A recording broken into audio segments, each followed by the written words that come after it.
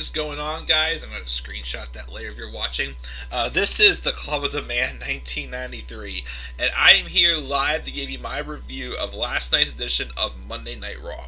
Closing out November, and I'm assuming the last Raw taking place at the Amway Center, at the ThunderDome in the Amway Center, as again, I think they're going to be going to Tropicana Field, and they're due out December 5th. Maybe the last show. Not sure if SmackDown this coming Friday will be at the Amway Center or not. We'll have to wait and see. So, yeah. So,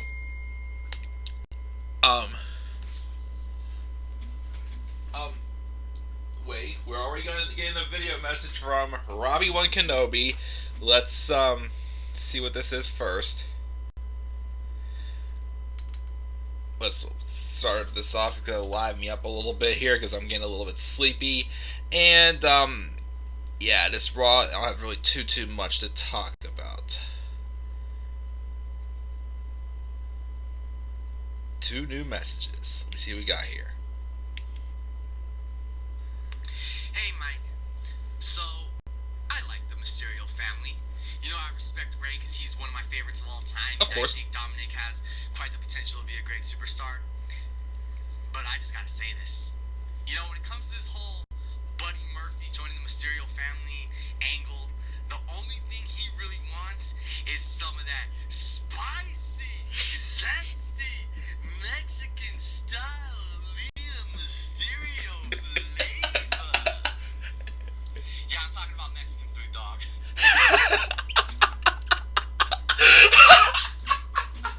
If you needed to liven me up and give me a good start to this review, Robbie, you're damn right you did. Oh my goodness.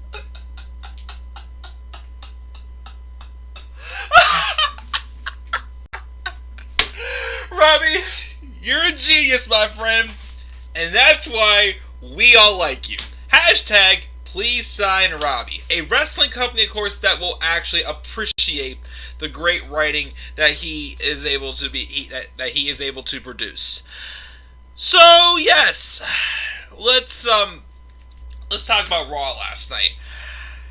I'd be honest with how exhausted I've been with work lately. Again, probably another week or 2 left of the holiday rush, and it's probably gonna slow down again. Hopefully, this Raw, I fell asleep through probably the last hour or so.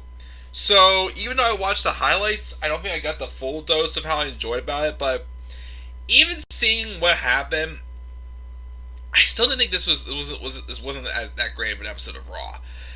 There were some little things I actually I clicked with, I got it, I understood it. But then there were some things that just to me just didn't matter. I wouldn't say awful. Well, some stuff that wasn't that good at all. Some stuff I despised. Most stuff that happened on the show, I'm like, whatever, because it's nothing new to me, basically. So that's why I gave it the grade. I gave it just average and nothing really special at all. But like I said, a couple little things that I'll say I did like, but not many things at all. One of those episodes of Raw. So let's go through this. First, we've got just JR in the live chat. Thank you, buddy. It's been wonderful. Alana didn't get... Lana didn't get put to the table again. That is true. She didn't again. In fact, she got another fluke pinfall victory. Another victory for Lana. Yeah. We'll go through this really quick. Let's talk about this episode of Raw. Nothing really that great happened on the show, like I said. This opening segment, though, I kind of liked. So we open up with a Mona Bliss. There's a doll in a bird cage, and Randy Orton gets welcomed out as her guest. So we get a recap of what's been going on between Bray Wyatt and Randy Orton as of late. And then Orton observes that he knows Bray Wyatt very well, going back to their history from 2016 to 2017, their long-term feud. But him and The Fiend, though, they haven't been properly introduced. But he believes they have a lot in common.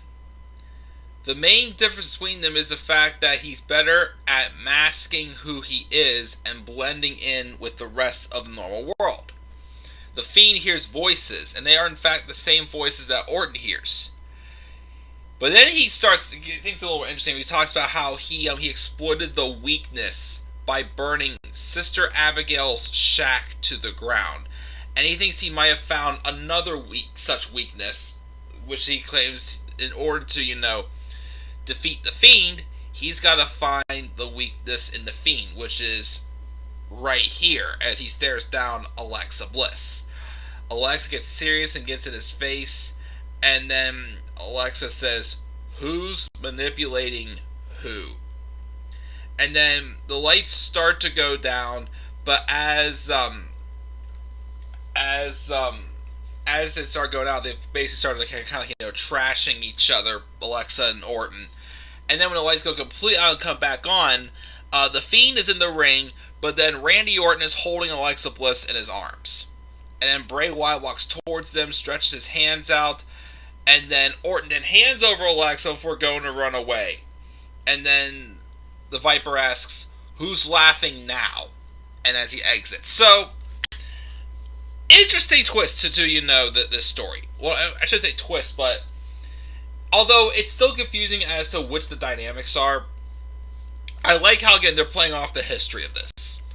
So when Randy Orton first dealt with Bray Wyatt, he had to join him and figure out Bray Wyatt's weakness to defeat him, which was destroying the shack of Sister Abigail, as he said. Now that he has to deal with the Fiend, it's like he's kind of like, this time around, he's one step ahead of them, knowing what the weakness is. So, out of that's making Randy Orton the face of the feud, or if it's making the Fiend the face of the feud. I'm feeling maybe the Fiend. I mean, I'm not saying this is a full-on face turn for either one of these guys, but to me, it's like, now the Fiend, obviously, Orton this time has the advantage on Wyatt. So Bray Wyatt's now the one who has to basically, destroy Randy Orton before, Orton gets him again, basically. So kind of an interesting little twist there. It's just that I just don't know, again, who's the face, who's the heel. I can't tell. Still rather be the Fiend. Again, I'm sorry again to all you Randy Orton fans again. I just think Randy Orton is just at his best as a heel. And even now, so obviously he has unfinished business with Edge. And again, I don't want the championship involved in that feud. But if they're going to do one more match between Edge and Orton at WrestleMania 37, fine. But the championship is not going to be involved. But I feel like if Orton's going to be a face again, at least wait till after his last match at Edge. My preference, because it just wouldn't make any sense to me.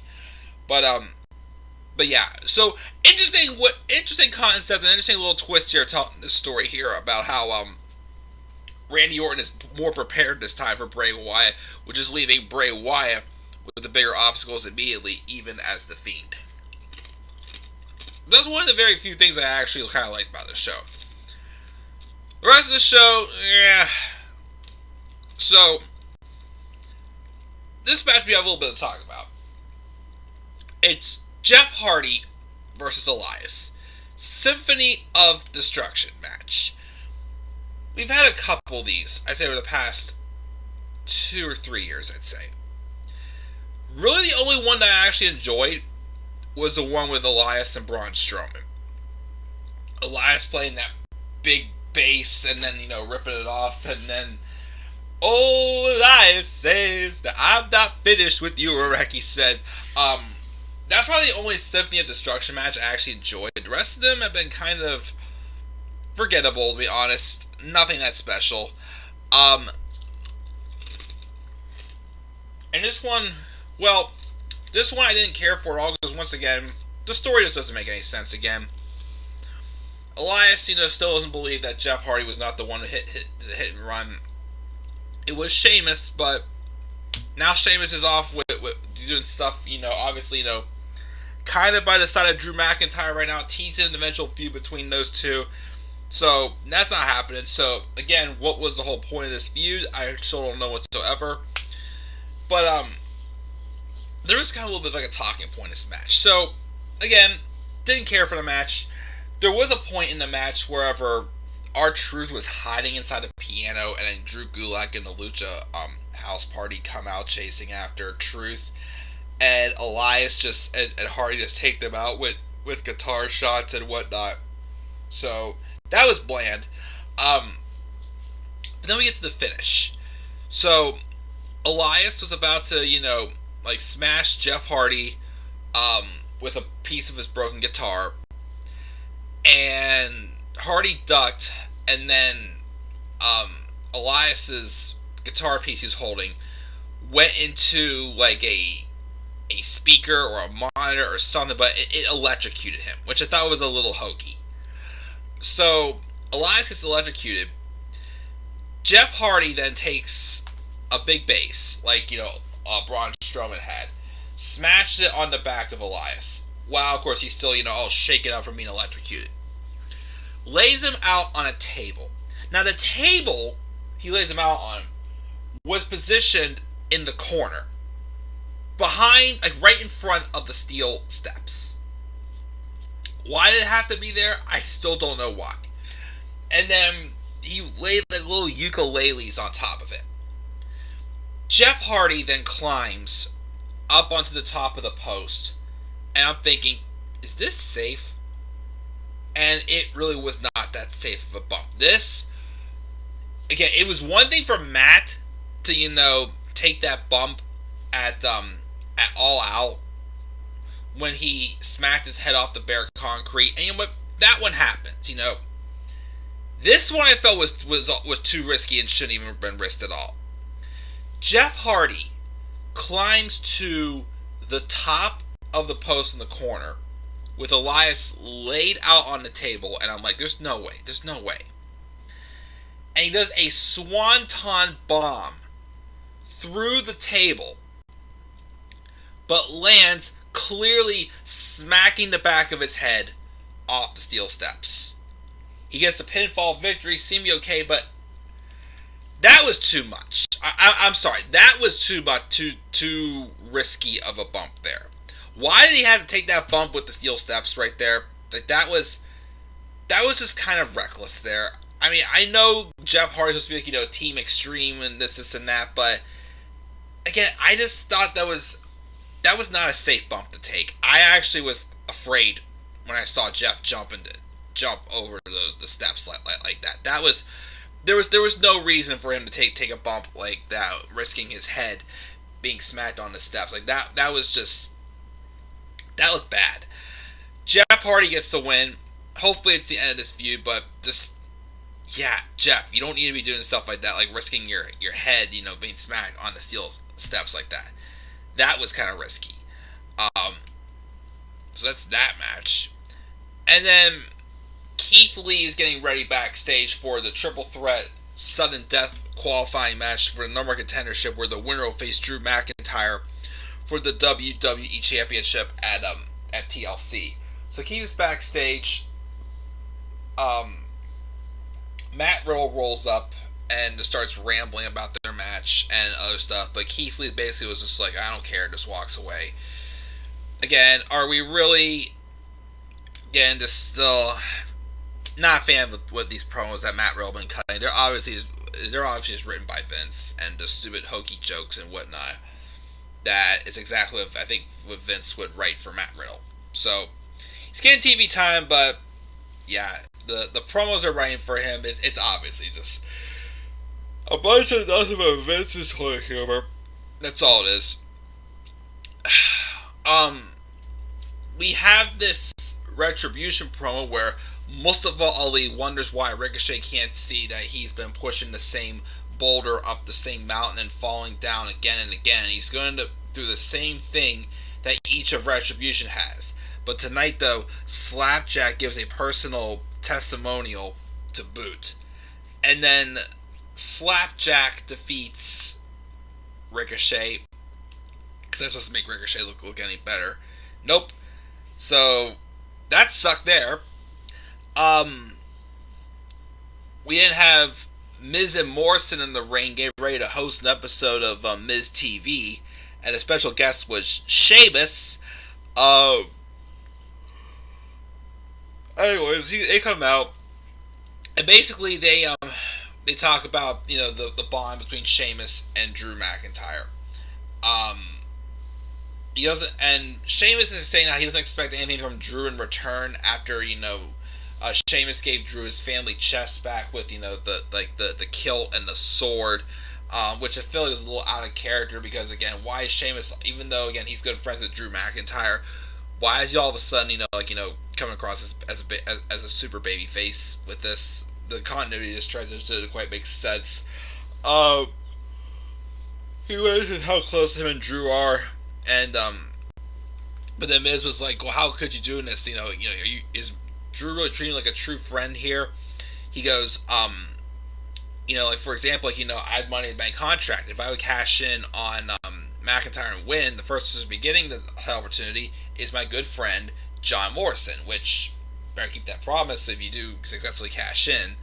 And then of course Sheamus gets mocked for having a title reign in years, and Sheamus had enough in the brawls with Miz and Morrison, but they get the upper hand on him and stand tall on him. So like I said again, I am very intrigued by what they're doing with Sheamus and Drew McIntyre. The problem is, again, it's just that the transition into it is just still a bit off. With Sheamus, of course, being much more suited to be a heel, all of a sudden, even though he was doing some heelish work, well, being called Fireface by Matt Riddle, how's he all of a sudden a super babyface? I mean, I'm not going to consider it a turn yet. I like how, of course, they're obviously teasing, Sheamus turning on McIntyre and costing him and having the Miz cash in. It's possible that could happen. And I feel like Sheamus is the right person to try to tease that with, but to me it was just like, just still didn't quite, something seemed a little bit off. But, so we got that set for the main event. And we have Asuka and Lana taking on Nia Jax and Shayna Baszler. And again, Asuka and Lana get the pin after Lana does, again, absolutely nothing. And then Shayna Baszler gets pushed on Karafuda clutch. Asuka kicks Shayna in the back. And that was enough for Lana to roll up Shayna to get the victory. So I think they're going to be leading towards like a TLC match of the women's tag titles between these two teams. And I'm not going to care. And why is Shayna Baszler continuing to get pinned every single week now? And why can't Nia take a pin? So, that's that one. I don't care about that. Now, Sheamus backstage was asking Drew, if he was funny. And Drew says he thinks kind of was. And then Sheamus said, it was fun, but I do the exact thing for McIntyre. The roles were reversed, and McIntyre says that's why they're friends, and they chat about looking forward to being in an actual tag match later on. So, again, teasing that breakup was, well, teasing that turd was kind of there, like I said. Sheamus has been heel for so long, and all of a sudden he's acting like a babyface this week. The continuity still seems off. New Day didn't have a promo hyping up Xavier Woods. Well, Xavier Woods introduced himself as Austin Creed, becoming the host of the resurrected G4 network. And then also they recapped how the Hurt Business has failed to win the tag titles.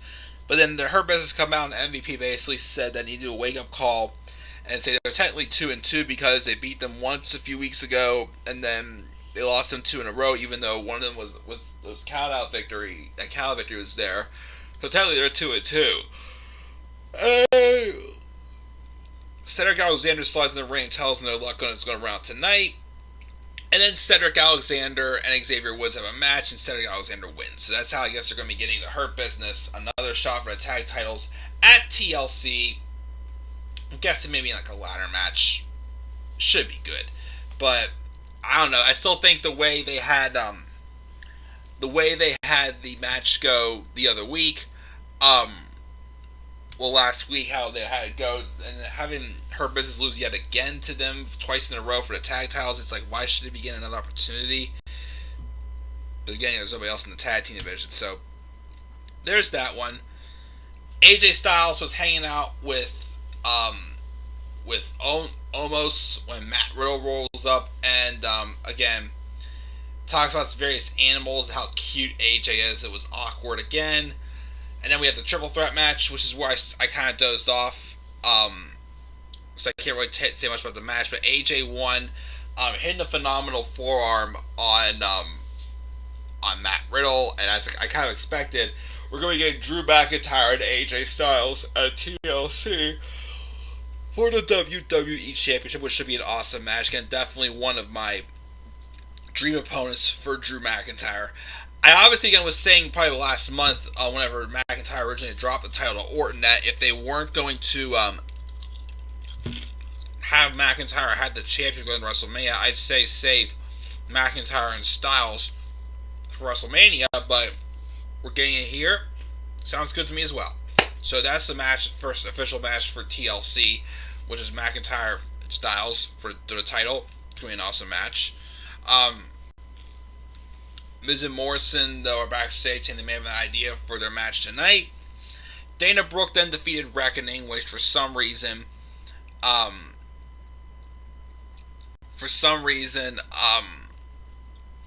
Reckoning's mask came off, and oh my goodness, revealing that it's definitely Mia Yim that we saw from miles away.